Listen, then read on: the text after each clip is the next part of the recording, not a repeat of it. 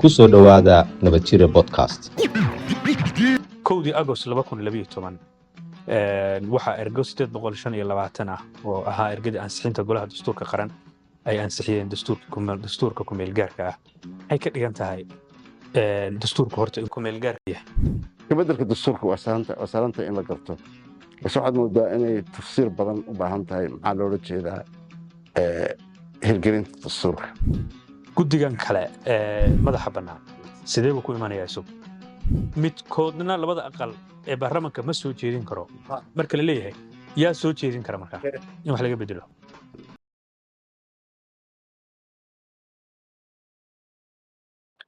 waayahay, ku soo dhowaada kalkii saddexaad ee bodcastka BDRC ee nabadjire.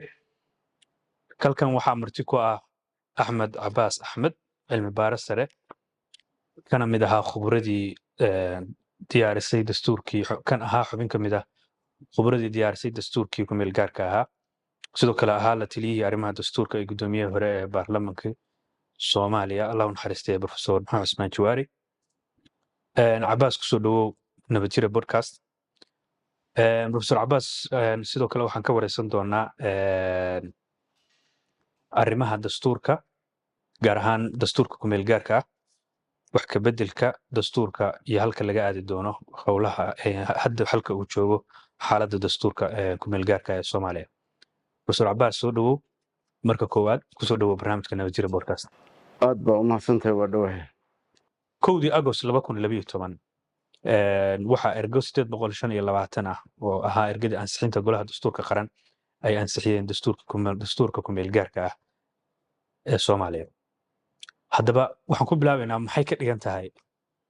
dastuurka horta inuu qabiyo yahay? aad baa u mahadsantahay cabdinuur. dastuurku inuu yahay kumeelgaar qabyo maaha. kumeelgaar, inta aanan ku gelin kumeelgaarnimadu waxaa loola jeedo, waxaa muhiima horta in la xuso in ansixinta dastuurku inay ahayd isbeddel cusub oo taariikhi ah. waayo wixii markaa ka horreeyey dowladihii ka horreeyey waxaa lagu maamulayay ama waxaa saldhig sharci u ahaa axdiyo qaran oo ugu horreeyey axdigii kumeelgaarka ah ee jabuuti lagu ansixiyey, shirweynihii uu ansixiyey, nabadda iyo dib u heshiisiinta ee jabuuti carta ka dhacay, shirweyne carta loo yaqaano, iyo chartarkii kaloo ka dambeeyey oo la yidhahdo chartarka kumeelgaarka ah ee federaalka ah oo asagana kenya lagu ansixiyey 2004. marka wuxuu ahaa marxalad kala guur oo taariikhi oo muhiima bay ahayd in kowdii agost 2012 la meel mariyey guddigii muxuu ahaayey qaran ee dastuur dejinta uu meel mariyey dastuurkaas, oo weliba lagu meel mariyey dalka gudihiisa in lagu meel mariyey oo lagu ansixiyey oo lagu go'aansaday. marka waxay ahayd inicidaaf taariikhi oo muhiima bay ahayd. haddaan usoo gudbo su-aashaada, maxaa loola jeedaa dastuur kumeelgaara? dastuur kumeelgaara waxaa loola jeedaa dastuurka kumeelgaarka ah ee 2012 laba arrimood ayaa ka dhigaysa kumeelgaar. hor iyo horaan waxaa jira duruufihii lagu sameeyey dastuurka marka la fiiriyo qodobo u baahan wax ka bedel ayaa jira. waa arrinta koowaad. arrinta labaad waxa weeye weli dastuurkaas lama horgeyn afti qaran. marka waxaa la oranayaa, oo sababta marka la oranayo waxa weye waa kumeelgaar, waxa weye labadaas shardi weli ma buuxin, laakiin wuu leeyahay awooddii dastuurkama damaysta oo ah sharciga ugu sarreeya dalka. horena soomaaliya waa u soo martay oo 1960kii waxaa la go'aansaday dastuur kumeelgaar ah, waayo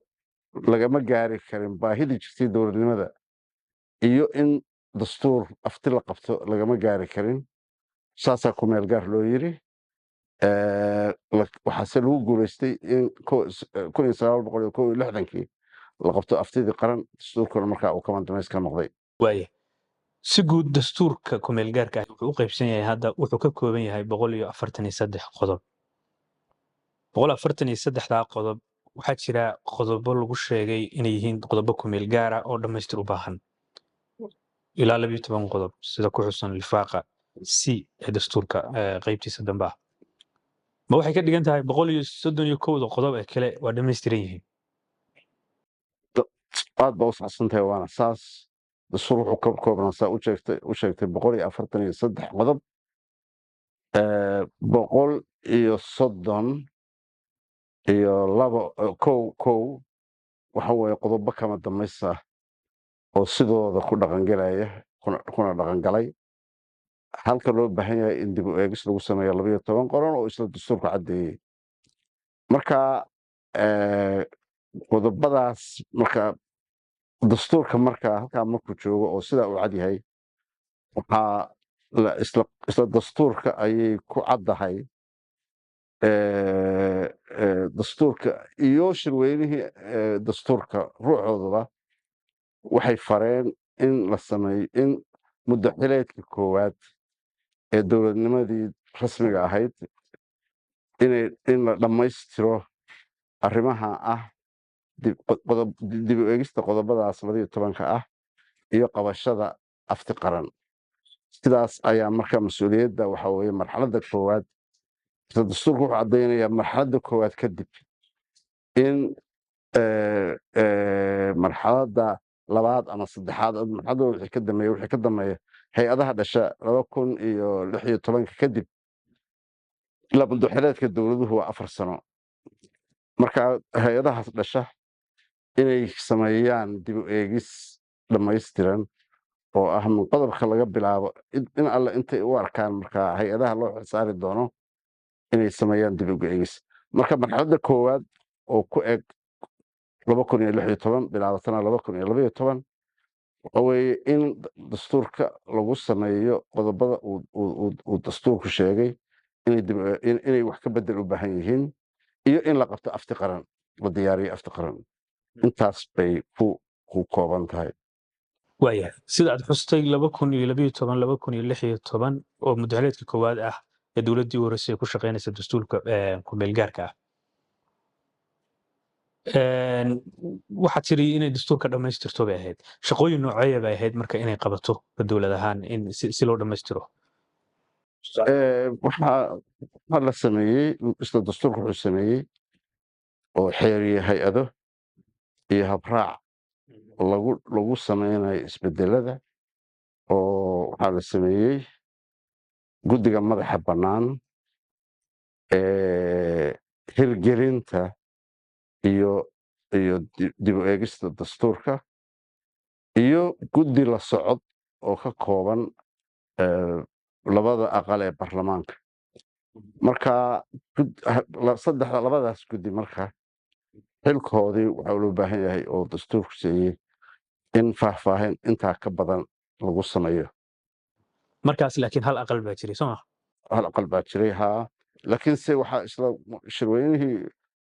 baarlamaanka ugu horreeyey markuu qabsoomay qasab noqday iyadoo aan aqal sare jirin waana arrinta u baahan laisfahamka u baahan yahay hirgelinta dastuurku maxay tahay kabeddelka dastuurka waa sahlanta in la garto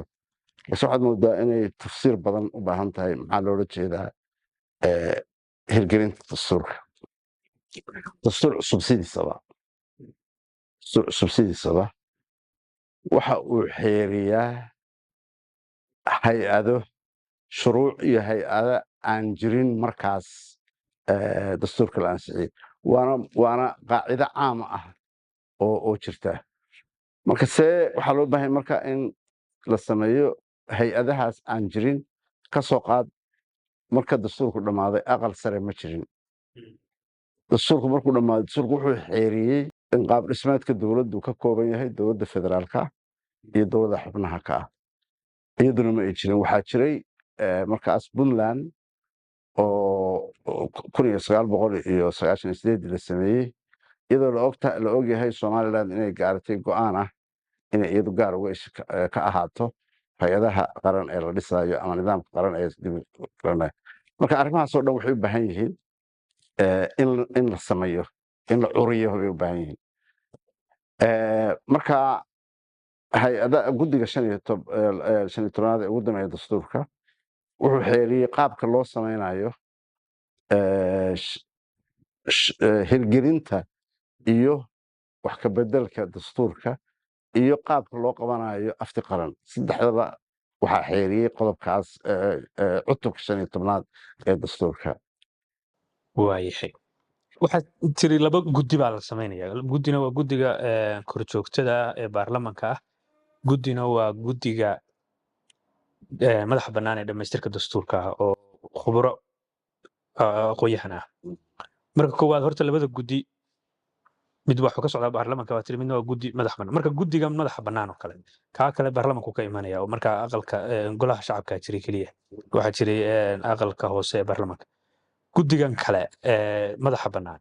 sidee buu ku imanayaa isagu guddiga madaxa bannaan wuxuu xeerinayaa si cad u xeerinayaa shaqooyinka horta mas-uuliyaadka guddiga labadu midna waxa weeye waa dastuur sameeyaha hirgeliyaha dastuurka kan kaloo barlamaankuna waxa weeye korjoogto la socod oversight function howlaha dowladduna mar walba waxay ku socdaan cid baa mas-uuliyadda leh cid kalena waxay la socota la socod ama korjoogtayn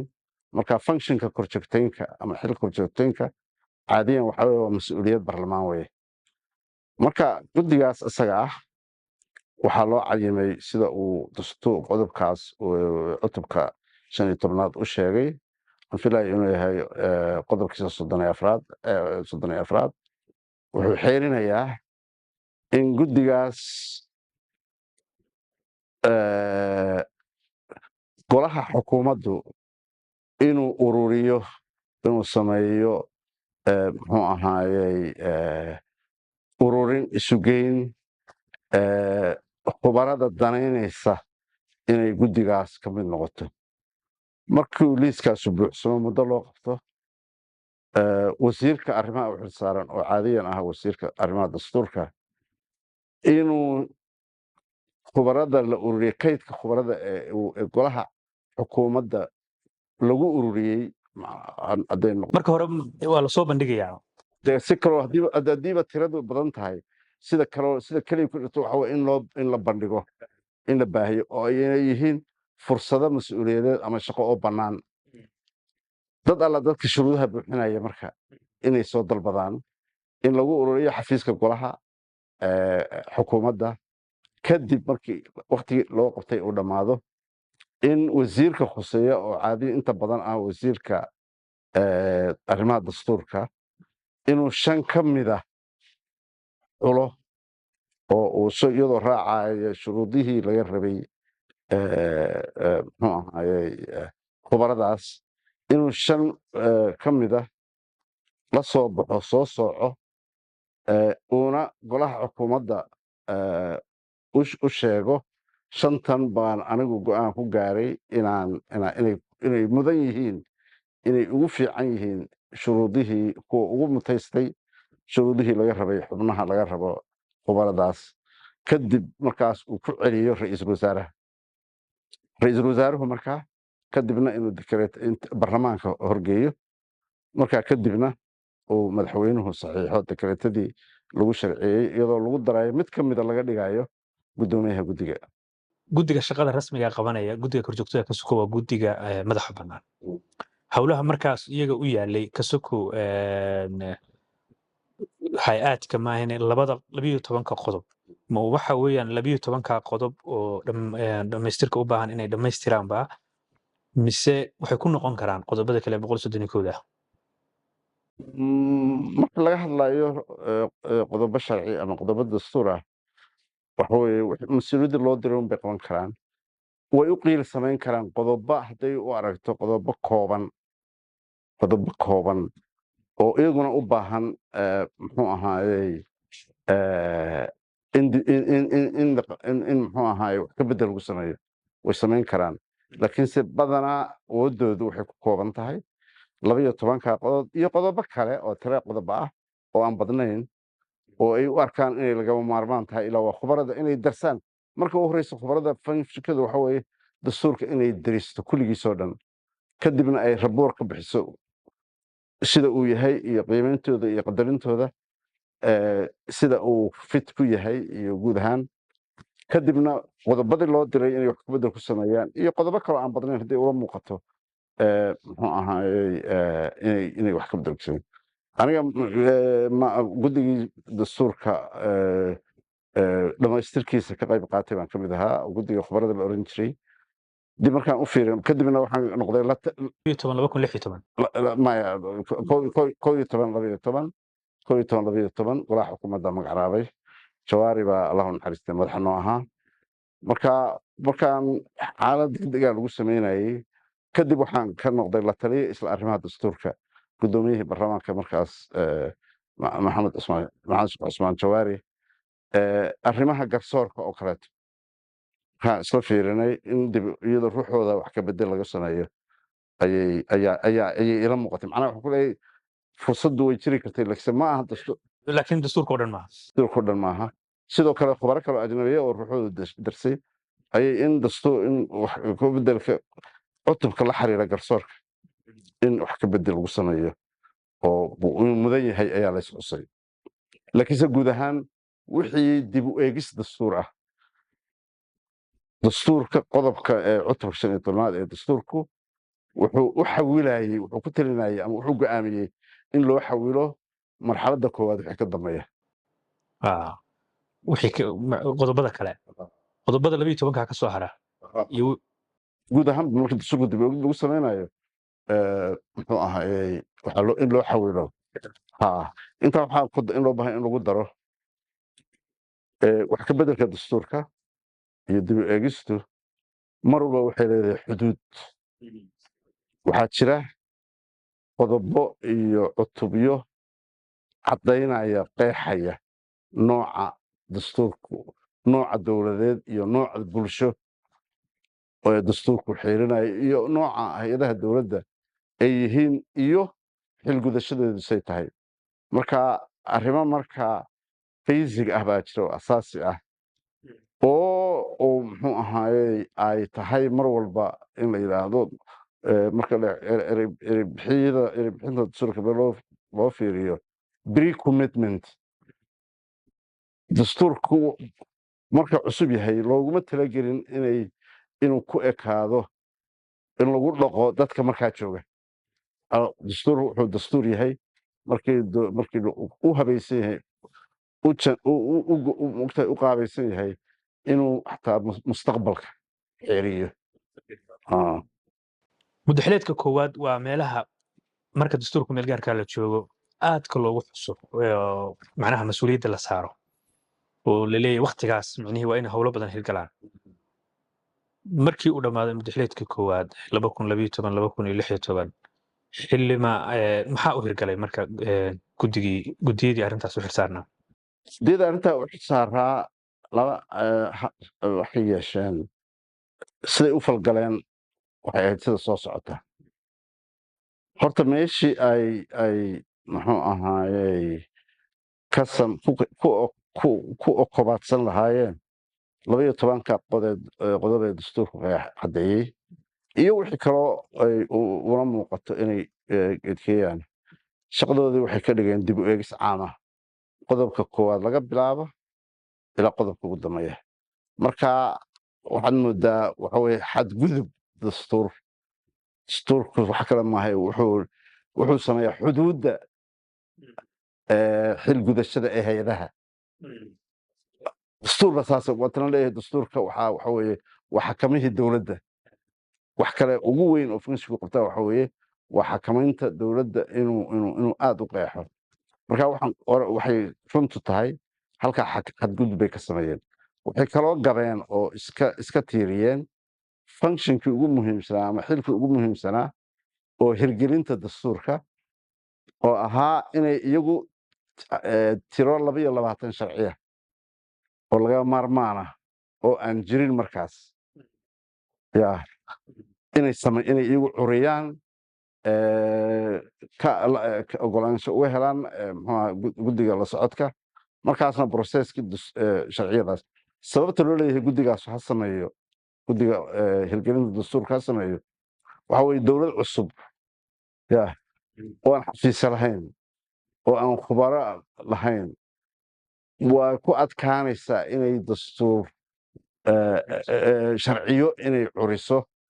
marka muddada koowaad waxaa loo leeyahay muddada koowaad waa intay hay-adahaas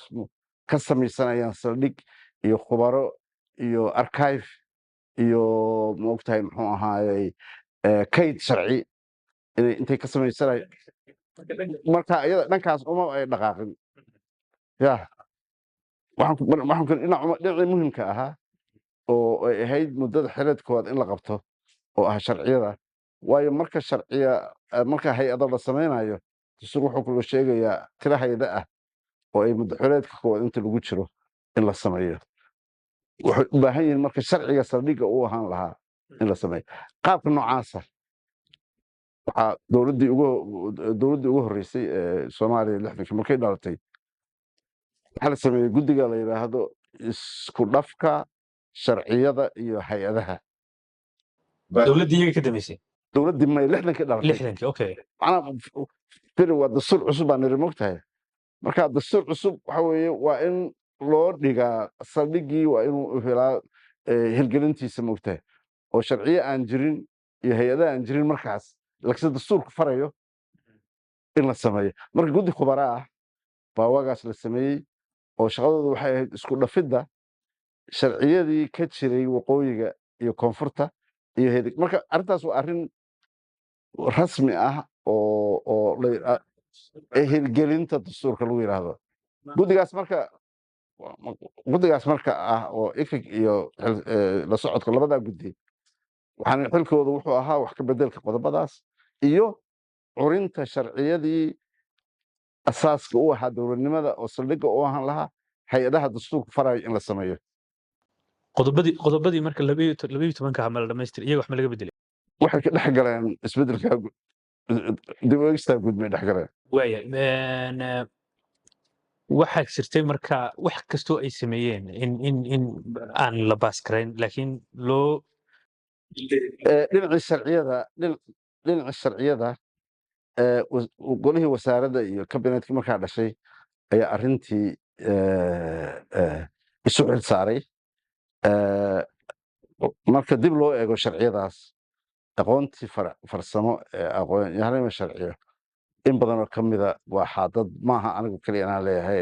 khubaro badan baa durtay oo ah inaanay arrintaas inaanu sidii ugu fiicnayd u dhaqangelin waxaana hadda sharciyo badan bay golayaashii xukuumadda ay sameeyeen barlamaankuna meelgeliyey madaxweyneyaashii markaa ku aadanaana ay saxeen runtii waxaan u malaynayaa inay sharciyadaas ruuxooda dib oogis u baahan yihiin intaynan ka gudbin marka guddigaas kumeel gaarka ah guddiga madax bannaan ee dhamaystirka dastuurka iyo 2012 waxay u hirgaleen howlo waxaa jira laakiin kale oo muhiim u ahaa in dastuurku dhahir galo oo la dhaqaajiyo ay ka mid yihiin dhamaystirkii maamul goboleedyada iyo aqalka sare arrinta ayadaa horumar baa laga gaaray oo markay soo dhowaatay gabagabada xilli xukuumadeedkii koowaad waxaa dhashay muxuu ahaaye afar dowladood oo xubno ka ah dowladda federaalka ah markaas waxaweye tirarkii federaalnimada dowladda marka waxaa ka maqnaa oo weli qabyo ahaa somalilan balse intii kaleeto waxa weye waa lagu guulaystay in la sameeyo marka afar cusub iyo shanti iyo puntland hore u jirtay weliba waxaa la oran karaa jubbaland wax badan baa ka unkanaa markaas xilli xukuumadeedkii 2012 markii la joogay wax badan baa ka unkanaa waxbaa ka unkanaa laakiinse waxay dhammaystirantay intii lagu jiray xilli xukuumadeedkii koowaad markii aynu ka nimaano baarlamaanka sagaalaad ama madaxweyneedkii koowaad waxaan imaanaa madaxweyneedkii labaad oo uu yimid baarlamaankii tobnaad waa 2017 maxaa hirgalay marka ma garan karo wax hadda ilgarayo dhanka dastuurka anaa dee xukuumadda inay xoogsatay intii hore ka xoog badnaatay guddigii guddigii waxa weye way sii wadeen hawshii waxaa isbedelay guddoomiyihii baa isbedelay baa laga awal wuxuu ahaa marwe caashe geelle waxaa noqday guddoomiye waxaa noqday allahu naxariistee doctor maxamed daahir afrax laakiinse guddigii intiis kaleeto intact bay ahaayeen guddiga la socodka maadaama barlamaano cusub yimaadeen wuxuu ahaa guddi cusub oo labada aqal ka kooban hawsha waa sii wadeen isla traditionkii isla habdhaqankii mudaxileedka koowaad ayay sii wadeen oo meeshii ay isku koobi lahaayeen qodobadii dastuurka xeeriyey waxay sii wadeen dib u eegistii guud guddiga horta waa isla kii guddiga khubarada waa isla kii weeye laakiinse waxaad moodaa kii marka koowaad xilliga koowaad waxay diyaariyeen xulashooyin kala gedisan bay ka mid tahay nidaam federaalah nidaam unitary ah nidaam muxuu ahaayey madaxtooye nidaam prime minister marka marxaladan labaad arrimahaasoo dhan ma gelin waxay ku adkaysteen ama akideen inuu nidaamku yahay dowladda inaan lama taaban arrimaha la xiriira inuu dalku federaal yahay iyo inuu yahay dalku nidaam barlamaani ah laakiinse guddigii ka horeeyey kuma aysan raacin kuma raacin halkaas way sheelgarayeen shaqadooda waxay u badnayd dadaalkooda u badnaa inay qodobadii ku noqdaan qodob faqrad erey oo ay sidii ay marka ayaga la ahayd u rabeen si u arkeen inay hagaajinayaan mogtahay saana hore kugu sheegay labadaas dokumentiba ya waa laba document kayd ah oo si baaridda dastuurka iyo daraasadda dastuurka iyo barashada dastuurka qayb weyn ka qaadan kara loo baahdo sharciyad lagu lafaguri karo loo gaaro reference waxaan la yidhaahdo waa xigasho maaha awood sharci ma laha waa tixraac laakiin marka la helo sharciyad lagu furfuri karo dastuurka soo saas maaha fere waxa weye hadda mustaqbalka waa usoo jeesan doonaa waxaa qaban doono siay noqon doonto laakiin waxaan ku yiri go-aan kastoo la gaaro waa sax markaan waa dadaal aqooneed oo la galay oo juhdi weyna waqti badan iyo resource badan galeen dokumentigaasu reference bay noqonayaan ma aha macnaheedu waa la qaadanayaa xataa haddaan la qaadan oo loo arko inaanay sax ahayn referencekay ka mid tahay waayahay dhammaadka marka mudaxileedkaas ma jirin isku dayo iyo ansiximo wax ka bedel labada goorba laguma guulaysan waayahay mar kale ayay u soo xeeriyeen dowladdii mudaxileedkii saddexaad ee dastuurka kumeel gaarka ee soomaaliya iyo baarlamankii 11aad waa doorashadii 2022 bishii May dhacday wixii ka dambeeyey marka maxaa u qabsoomay markay timaado howlaha dhamaystirka dastuurka intaan la gaarin waxaa qabsoon muhim in laga hadlo itijaaha ay u qaatay hay-adihii fulinta iyo hay-adihii sharci dejinta mudaxileedkii saddexaad ee dastuurka sidaynu la soconno dastuurka labada aqal ee dastuurkaba waxaa xilka loo dhaariyey abril 2022 halka madaxweynahana la doortay 15kii May 2022 itijaah cusub oo labadii hore ka gedisan ayaa marka ay hay-adahaas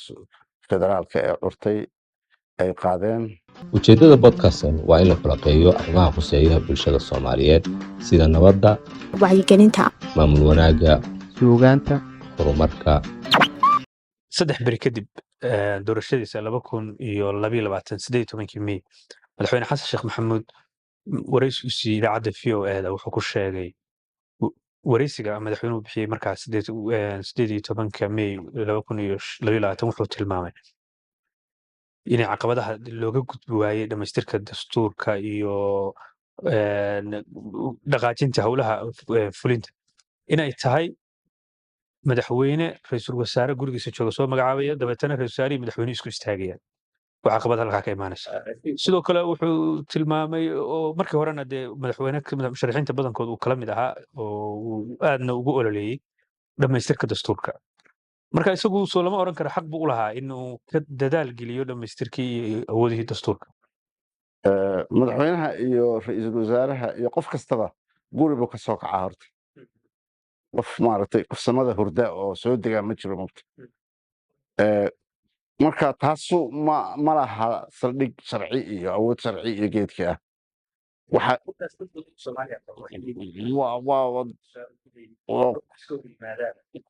wax yarteed oo waxa la qabo waa sax weeye waxaan ku leeyahay aniga gogodhiga hadalkayga qof walba meel buu ka soo kacaa markii xil loo magacaabo mogtahay yaa laakiin xilka sida loo magacaabay iyo awoodda xilka loo magacaabay ba xadida somaha ra'iisul wasaaraha waxaa kalsooni siiya baarlamaanka madaxweynahana waxaa doorta baarlamaanka yaa arrintan la mida marka qofku dastuurka markuu qofku dastuurka daacadu yahay ku kalsoon yahayna sibuu u dhaqmaa markaan ku kalsoonaynna sibuu u dhaqmaa ka soo qaad arrintaasoo kaleeto soomaaliya way soo martay muxuu ahaayey 1962 iyo 63 waxaa isqabtay ama khilaaf soo dhex maray dastuuriya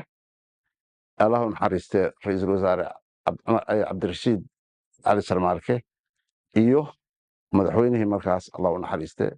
aadan cabdulla cusmaan oo aniga qiimeyntayda u saxsanaa aadan cabdulla cusmaan weliba dastuurkaas waagaa jiray awoodda wuxuu siinaya madaxweynaha inuu ra'iisul wasaaraha magacaabi karo cayrinna karo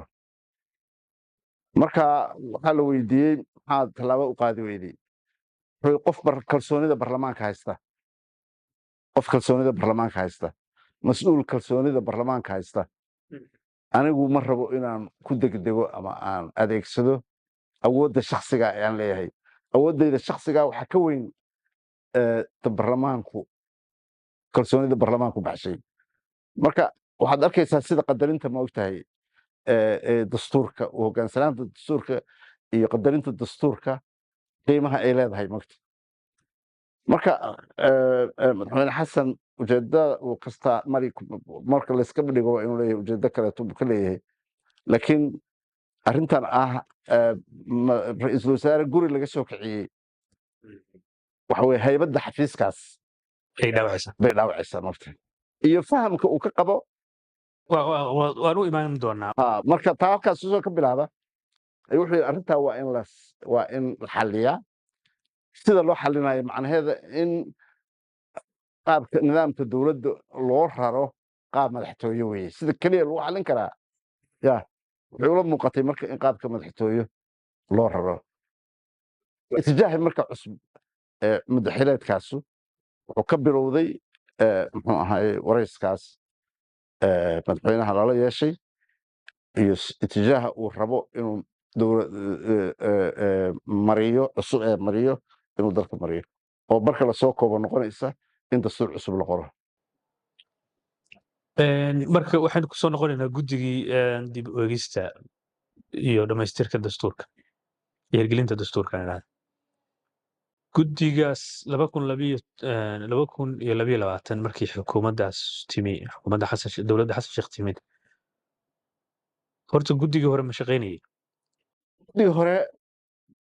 kulli waa shanta dee hormuudka u ah guddiga khubarada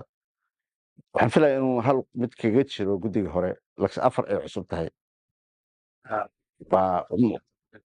shanta khubarada ah maxaa u hirgalay marka shaqahan waxaa u hirgalay maxay qabteen baa muhiima maxay qabteen hirgelku waa danoo dhameeya itijaaha cusub ee madaxweynuhu jeexay ya ayay hirgeliyeen oo ah oo waxa weeye sidaan hadda u hadlay labadii xilli oo hore sida uu dhigan yahay dastuurku yaanba lagu socon ya laakiin dastuurka nuqulka muxuu ahaaye asalka ah ee dastuurka laguma samayn wax faragelina oo jirta mogta sidiisu u jiray waxaa dhacay marka tallaabada ugu horreysoo la qaaday waxay noqotay oo la xiriira arrimaha dastuurka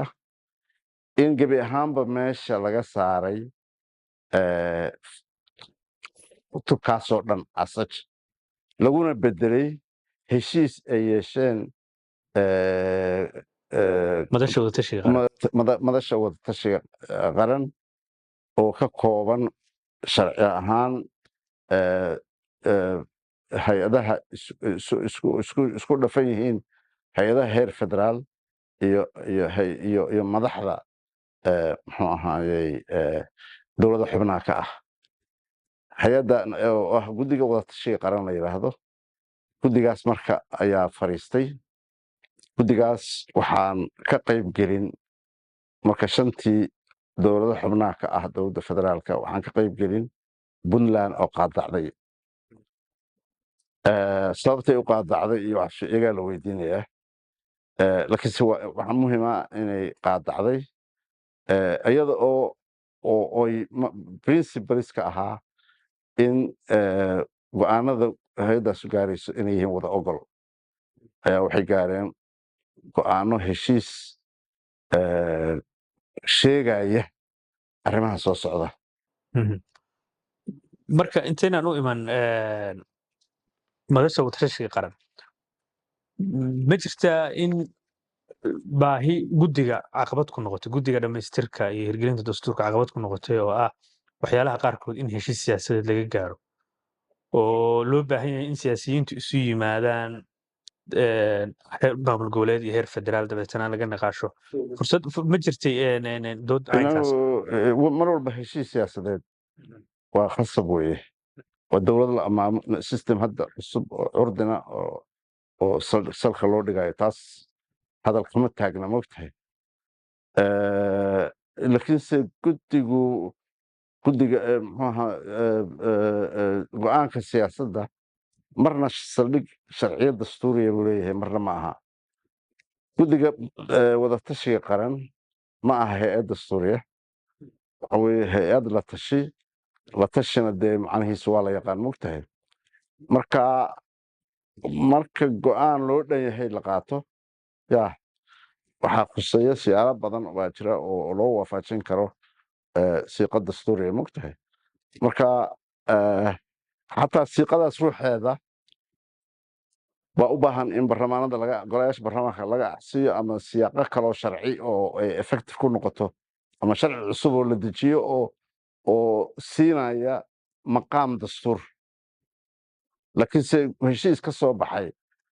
muxuu ahaayey hay-adaan dastuuri ahayn ya ma noqon karo mogtahay hay-adaan dastuuri ahayn markaa muxuu ahaa ma aha hay-ad aan muhiimad lahayn ama aan importance waa muhim weeye marka looma samayn saldhig sharci oo geedka ah mana laysku raacsanayn oo ma ahayn muxuu ahaayey heshiis loo dhan yahay ma ahayn calaa kulli xaal muhim waxaa ah maxaa ka soo baxay marka markii heshiiska muxuu ka koobnaa horta ilaa 12 qodob buu ka kooban yahay kasukow qodobada heshiiska dabcan qodobada heshiiska waa la baahiyey markii waxaana la amray guddigu inay ku daraan dastuurka sida ku qornayd warqadda ay qodobada dastuuriga ay qoseeyaan ay ku hirgeliyaan maxaa soo baxay marka qodobadii 12 qodob ay gaareen maxaynu nidhi awal dalku wuxuu dastuurka kumeel gaarka wuxuu xeerinayaa in soomaaliya tahay federaal inay tahay parliamentary iyo inay tahay nidaamka xisbiyada badan heshiiskaas guddigii marka waxaa la faray in la mideeyo hanaanka doorashooyinka ya oo kulligiis ilaa gole degaan ilaa duqa degmada lagu doorto muxuu ahaayey doorasho qof iyo coda in hal hay-ad oo federaal ah ay maamusho in xisbiyadu laba noqdaan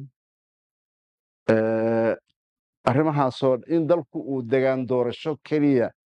yahay mid walba marka macno sharciya oo bay leedahay implication ah oo haddaynu nidhaahno mid u qaad ay u baahan tahay waqti dheer iyo geedkii oo loo baahan geedkii ah laakiin arrimaha ugu muhiimsan baan anigu ku soo koobayaa arrimaha ugu muhiimsan waxa weeye meeshii dalka nidaamka doorashada uu ka ahaa parliamentary mid baarlamanku madaxweynaha doorto ayaad waxaa ujeedaa parliamentary system dadku shacabku waxay doortaan baarlamaanka bay u wakiishaan inuu dhiso hay-adaha kale ee madaxda sameeyaan in loo bedelo nidaam madaxtooye soo maha meeshuu ka ahaa nidaam federaal ah inuu noqdo nidaam talada oo dhammi ku urursan tahay dowladda dhexe meeshuu ka ahaa nidaamka xisbiya badan nuxur ahaan in laga dhigo nidaamka xisbi keliya laba xisbi in laba xisbi ay noqoto ma aha sida xataa dee waxaa qeexaya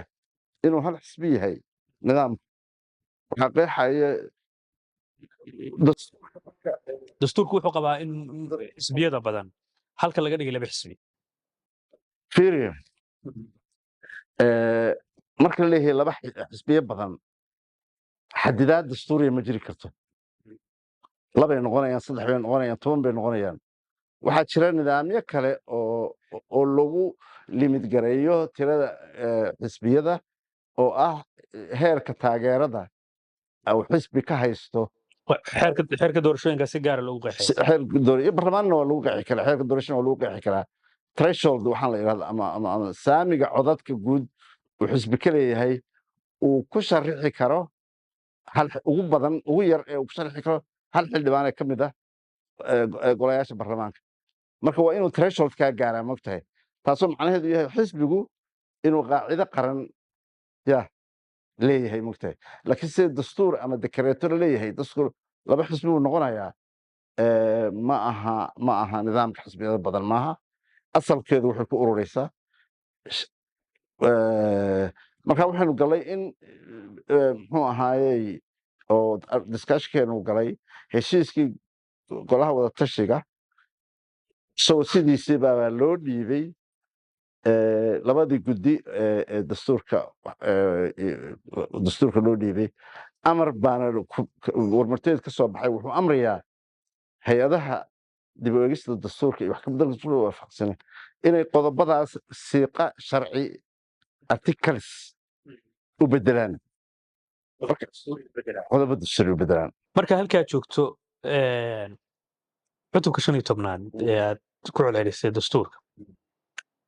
farqadiisa 132 farqadiisa koowaad qodobka 132 farqadiisa koowaad ee isla cutubka 15aad waxay leedahay marka laga soo tago farqada labaad ka hor ama ka damba inta aanu dhammaan madaxileedka koowaad ee baarlamaanka federaalku midkoodna labada aqal ee baarlamaanku ma soo jeedin karo wax ka beddelka mabaadi'da aasaasiga ee ku xusan qodobka koowaad ee dastuurka muxuu ka dhigan yahay qodobkaas qodobkaas wuxuu ka dhigan yahay qodobkan waa qodobka koowaad waa qaacidada dowladnimada soomaaliya inay tahay dal gob ah sovereign ah muxuu ahaayey federaal ah dimuqraadi ah nidaamka xisbiya badan inay ku dhaqmayso marka waa principaleskii guud mabaadi'da way mogtahay cutubiyada ka dambeeya ayaa qeexaya mid walba macnaheedu wuxuu yahay ya ka soo qaad cutubka afraad baa qeexaya muxuu ahaayey inuu dalku yahay nidaamka dimuqraadiya oo xisbiyada badan yahay laakiin halkaas waxaa ku jira gaab baa ku jiray firaaq baa ku jiray oo ah inaan detailskiisu waxay ka mid tahay arrimaha loo xil saaray guddiga hirgelinta iyo dib u ogista dastuurka arrimaha loo xil saaray bay ahayd oo aan la qaban marka hay-addii la rabay iyadu inay muxuu ahaayey tartanka doorashada ku jirta ya sharciyada ma samayn karto mogtahay waxaa sameeyey guddigaas madax bannaan baa loogu talagalay inuu sameeyo marka taas waa qodobka afraad cutubka afraad cutubka shanaad baa lixaad baa shanaad baa sheegaya oo ah nidaamka baxsanaanta awoodda ayaa karakterka federaalka ah sheegaya oo si cad u sheegaya weliba mabaadi'da asaasiga ah yah federaalnimadan la yidhaahdo qaabkan ku dhisan cooperationka ama iskaashiga hay-adaha yah oo ku salaysan sheegaya barlamaanku inuu dooranayo cutubka 6aad inuu dooranayo madaxweynaha awoodaha rasmiga ah dadku ay toos u dirteen barlamaanka inuu yahay cutubka 7aad baa sheegaya awoodda muxuu ahaa 8aad baa sheegaya awoodda qodobada waa isla sixi karaan cutubyada baa sheegaya cutub gaaraa sheegaya awoodda golaha xukuumadda iyo tan madaxweynaha soomaasi oo 8aada dhammaan waa qodobadaas marka lagu leeyahay cutubyadaas weye midkoodna labada aqal ee baarlamaanka ma soo jeedin karo marka la leeyahay yaa soo jeedin kara markaa in wax laga bedelo maba waxa soo jeedin karaa dastuurkan waxaa ansixiyey muxuu ahaayey gola shacab golaha qaran ee ansixinta dastuurka 825 ka kooban gole lamida haddayba dhacdo inkastoo xataa taas ay reeban tahay haddayba dhacayso in macnaha dal ah jamhuuriyad looma bedeli karo boqortooyo example oo mogtahay yah waa inay wax la yaab leh dhacaan oo dhulgariir golo la mid ah waa kow maxaa kale iyo afti dadweyne weliba waxaa dheer markay ka ansixiyaan yah arrimahaasoo dhan waxay khusayn doontaa dowladda taa ku xigta ee isla dowladdaas ma hirgelin karto isbedelada la sameeyey professor jawaari allah u naxariistee oo maqaal qoray 2023 bishii Sebtembar wuxuu ku doodayaa in loo baahan yahay in dib looga wada hadlo ama dib looga wada xaajoodo arrimihii heshiiska hore looga gaaray sida mustaqbalka doorashooyinka kheyraadka dabiiciga amniga iyo cadaaladda isagoo ku sababeynaya in badanka dadkii madaxdii hore oo heshiisyadaas gaartay ay qaarkoodna doorashooyin lagu bedelay kuwii iyaga bedelayna ay dood ka qabaan wixii waagii hore lagu heshiiyey oo ay ka soo horjeesteen sidaa darteed ay ka mid tahay waxyaalaha sababeynaya in la bedelo in qodobadaas dib looga wada xaajoodo hadda innaga waxaan ka hadlaynaa dal curdina dowladdiisi burburtay oo dib loo dhisayo yah hadda horta dastuurkii la oran karo dastuur dhammaystiran way badan yihiin taariikh badan bay dastuurada leeyihiin culimada waaweyn ee arrimaha bartasha ee dasaatiirta ama cilmiga siyaasadda waxa weeye waxa ay dastuurka maraykanka 1776 baa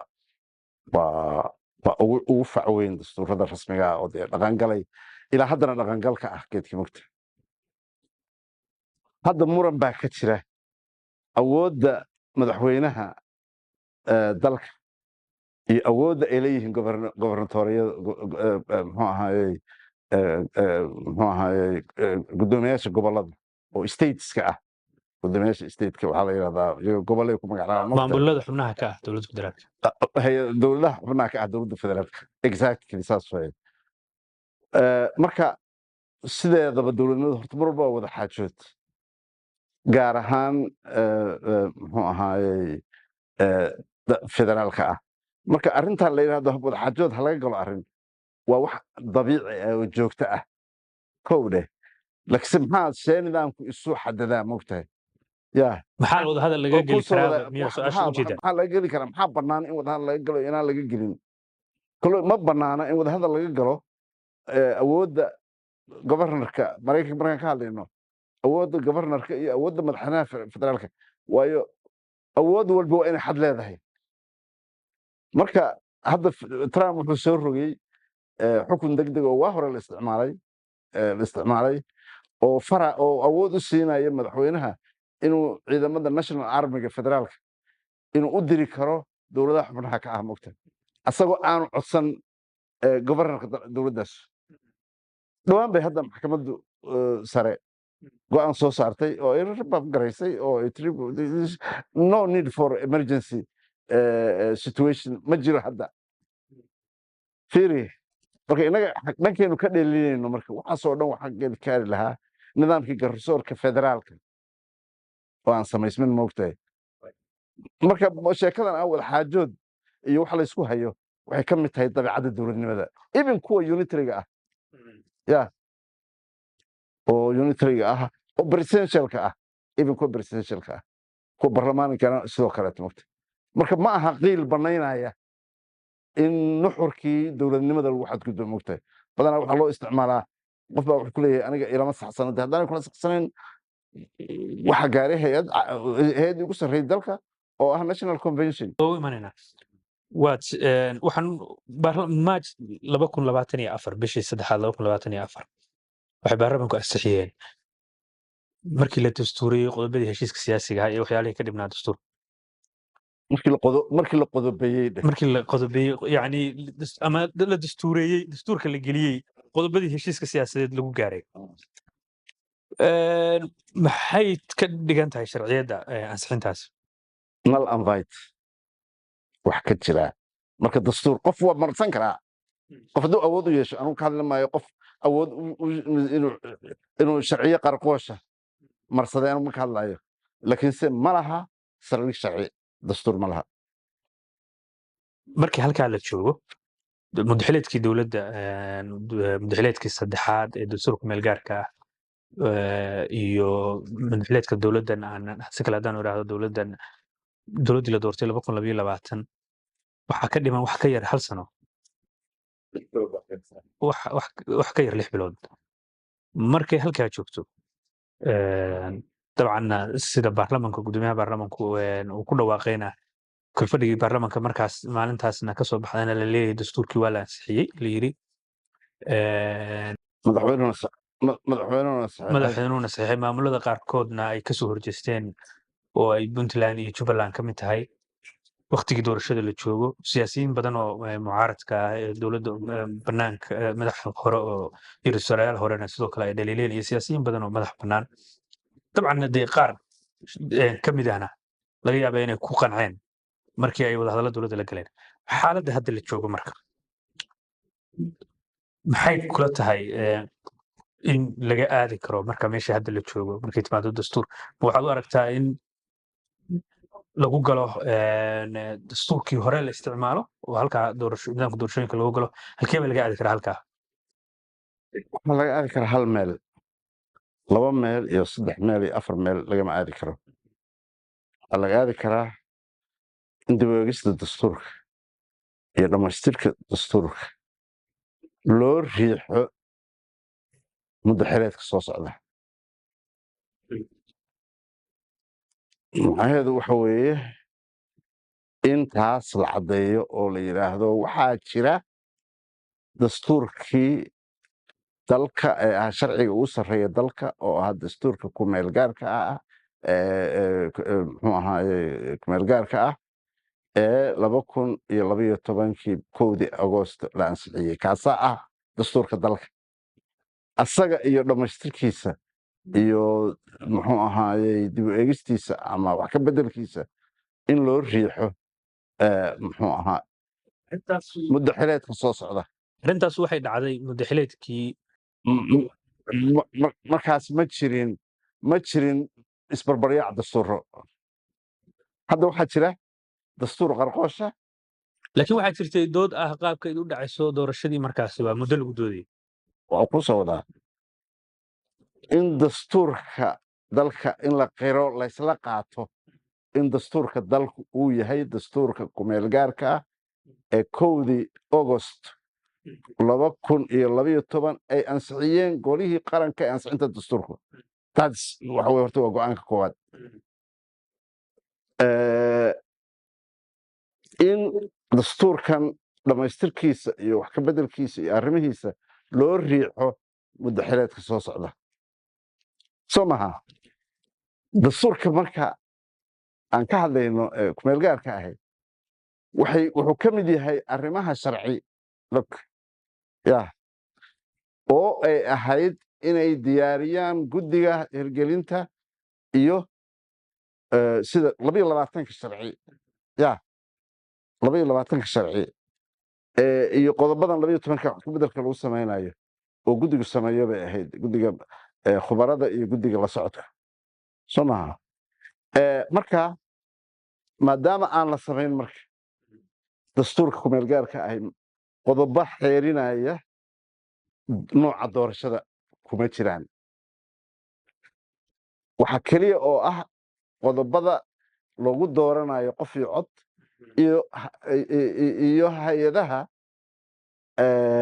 macnaha hay-adaha lagu dooranayo qof iyo cod marka heshiis siyaasadeed baa looga markii hore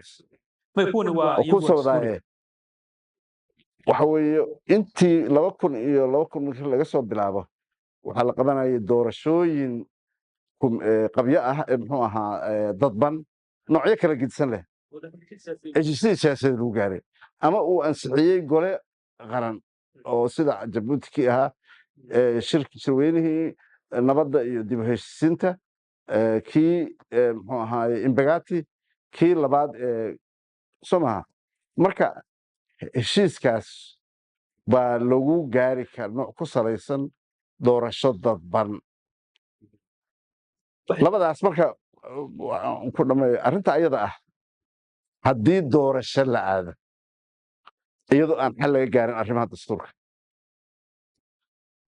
Soomaaliya waxay ku noqonaysaa xaaladii 2000 ka horreysay oo dastuurna aanu jirin axdina aanu jirin marka aan iska arrimaha dastuurka aan iska dayno iyadoo isbarbaryaac jiro oo dastuur aan muxuu ahaa rasmiga ahaa dastuur kale laga feer abuuray haddii ay dhacdo in sidaa doorasho lagu aado marka doodaadu waxa weeye waxa heshiisyada doorashada la gaaray waxa gundhigu ah in dastuurkii 2012 la isticmaalo maya uma aha heshiis baa gundhigu cusub kuwii horeba soo heshiis baa laguma gaarin ma heshiis cusub baa iyada laga gaaray laakiin waxa ka hadlay marka hore waxa shardiya in dastuurkii lagu laabto 2012 marka arrimaha doorashooyinka muddaxireedka soo socdaa ama ha waafajiyo siiqa dastuur ilaa markaad aragto cutubka afraad wuxuu ka kooban yahay qodobo kooban mabaadi'u sheegayaa in hadda la go'aansado inay la sameeyo qodobo dastuuri ah ee la xiriira doorashada waa go'aan bay noqon kartaa isug waxay kaloo noqon kartaa sharci cusub oo leh awood dastuur ka soo qaad Mareykanka waad aragtay iyo dalal badan wax isticmaalaan wax ka bedel amendments ku bedel dastuur dastuurka Mareykanka waa kooban yahay amendmentkaas maaha laakiinse amendment ah wax laga bedeli karo marka la rabo waa amendment leh awood dastuur sharci noocaas oo amendment ah oo u gaara doorashooyinka dalka kuwa federaalka ah weeye kowde kuwa kaleeto anigu waxa weeye way ila tahay in ay qabsan karaan dowladaha xubnaha ka ah aniga ra'yigayga hadda say tahay laakiin si kastaba ha ahaatee labada option baa furan laakiin hadda haddii la helo doorashaha la aado dadban xataa haddii heshiis lagu noqdo iyadoona arrinta saldhigga dastuurka meel la dhigin waa xaalad fowdo ah baa lala gelaya madax waayo waxaa heshiinaya dad aaminsan laba dastuur kala duwan waliba sida Soomaalidu anu haddaan aqaan intaan u soo joogay kuwii hadda qaba xataa muxuu ahaayey dastuurkii hore inuu valid yahay waxaa u badnaan doonaan inay kan muxuu ahaayey afarta qodoba inay raacaan moogta macnaha qofku markuu madaxda tago markuu madaxnimada markuu tartamayana qof wuxuu noqonayaa dastuuriya sida hadda xasanba dagaalkiisoo dhan wuxuu ku salayay markuu tartankii hadda uu ku guulaystay kambeynkiisoo dhan wuxuu ku salaysanaa dastuurka meel gaarka ah doodaas aad baa laisu weydiiyaa madaxweyne kasta markuu tartamaya wuxuu yidhahdaa waxaan dhammaystirayaa dastuurka madaxweynuhu ma aha cidda khaladku halkaas ka bilowdaa yani dowladaydu waxay dhammaystiri doontaa kaalinteedaan qaadan doonaa isagoo u jeeda doodaas goorma sideeba taladaada dhammaystirka dastuurka markay timaado doodaasu halkee bay ku dhammaan doontaa bay kula tahay sidee bay ku dhammaanaysaa haddii mar walba madaxweyne walba dadaal isku daygiisu aanu shaqayn haddii aan la helin madax aaminsan dastuurka kuwan hadda jira laba halisoodun baa jiraya haddaan iska sii ciriqdo oo sii socoto ilaa qiyaamaha iyo saas u socon doontaa aba si dhici kara khalis ah in wixii hadda la unkayay geedka ah ee dowladnimada dib loo yegileelayay in dalku kala daato waaye waxaa jira khatartaasaa jirta daraasad waxaa jira ay sameeyeen BDRC iyo Somali Public Agenda oo dhawaan soo baxday markay timaado halka laga aadi karo arrin doodan taagan ee la xiriirta wax ka beddelka dastuurka waxay diyaariyeen laba xulasho oo kala ah xulashada koowaad ay tahay in laga wada hadlo oo ay siyaasiyiinta heer maamul goboleed iyo heer federaal yacni laga doodo qodobada iyo meelaha la isku haystay dastuurka wax laga bedelay dabeetana heshiis laga gaaro inta siyaasiyan u diidan wax ka beddelka in heshiis laga gaaro oo halkaa hore looga socdo marka doorashada laga galo waa qodobka labaad weliba iyadoo lagu kabayo khubaro ka madax bannaan oo wax ku kabta waxaa kale oo qodobka labaad ka dhigeen ama xulashada labaad ka dhigeen in dastuurkii hore loo laabto sidiisii loo raaco yani dastuurku meel gaarka ee tan kan wax laga bedelay 2012 la saxiixay labadaas doodood adiga aragtidaadu aniga muqdisho caadi marka laga hadlayo language baan oran lahaa loo laaban maayo waa jiraaye dastuurkii hore baa dastuur dalka u ah isaga lagama gaaro hadda condition hadda banaynaya ma jiro in hadda laga gaari karo kow waxaaba muuqata deliberate ba caddaatay in uu jiro madaxweyne ugu horeeyo oo hormuud ka yahay oo ka yahay geedkii oo doonaya inuu dastuur cusub dastuurkiisa cusub muxuu ahaayey afarta qodoba inuu noqdo dastuurka laba dastuuroo heshiin karana maaha dhexdooda labadaa dastuur heshiis ma laga samayn karo ya marka waxa weeye kan lagu kobaadsado kan asalka ah xukuumadda soo socota iyo hay-adaha soo socda iyo guddiyada soo socdana iyo aragti cusub xataa in ay suurtagal tahay in wadciga hadda jira ilaa awar waxay ahayd in madaxileedkooda u dhammaado mogtahay ya madaxileedkii afraad ba hadda loo gudbayaa hadii lagu guulaysto ilaah idankiis inkastoo khatar weyni ka jirto muxuu ahaayey isaseeg badani ka jiro marka in halkaa markii la gaaro muxuu ahaayey aragti cusub oo dasaatire ah tusaale baan ku siinaya dalka kenya waa taqaanaa soo maha imise khubaro sharci ay leeyihiin dastuurku waxa weye waa dastuurku waa waxa dastuur waa dowladnimo waxaa taliyaha ciidanka muxuu chief of staffka maraykanka ayaa xilligii trump hore ayaa wuxuu yiri waxaad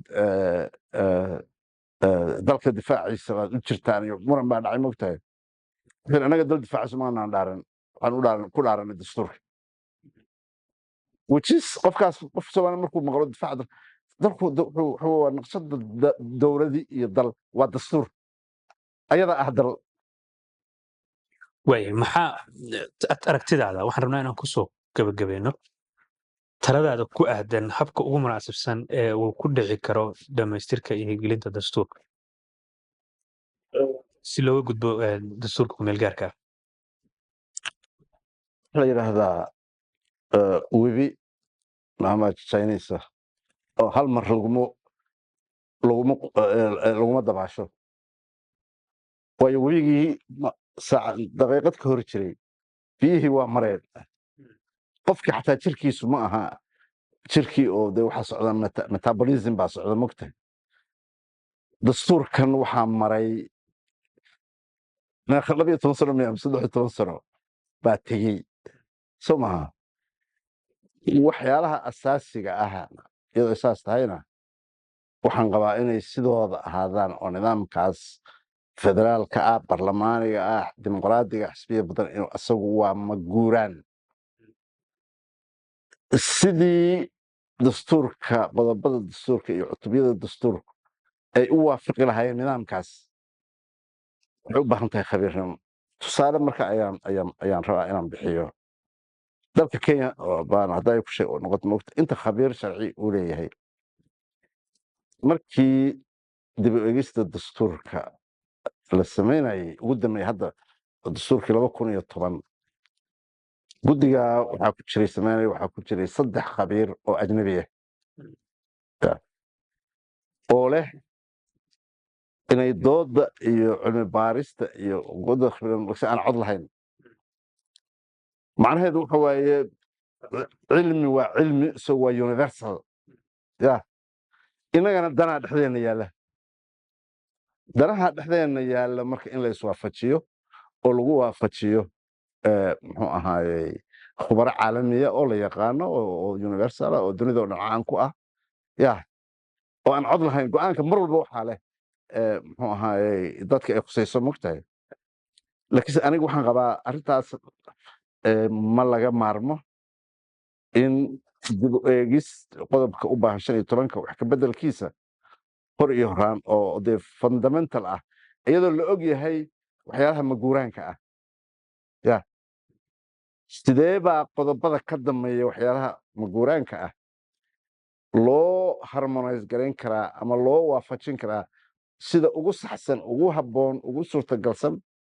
ee dastuurka moogtahay marka aniga waxaan u malaynayaa in aan laga maarmayn dib u eegis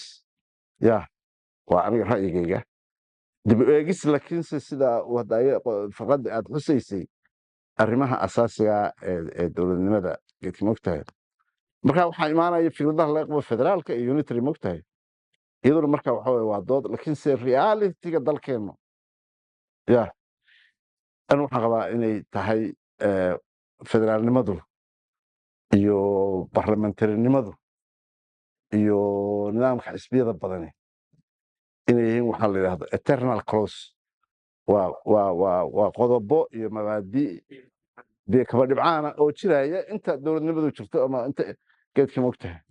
waayahay maxaan intaa kusoo koobaynaa kalkii saddexaad ee barnaamijka nabad jira podcast oo kolkan martiin oo ku ahaa axmed cabaas axmed khabiir arrimaha dastuurka iyo dowladnimada ah aad baad u mahadsan tahay professor axmed adinkaa mudan cabdinuur adaa mudan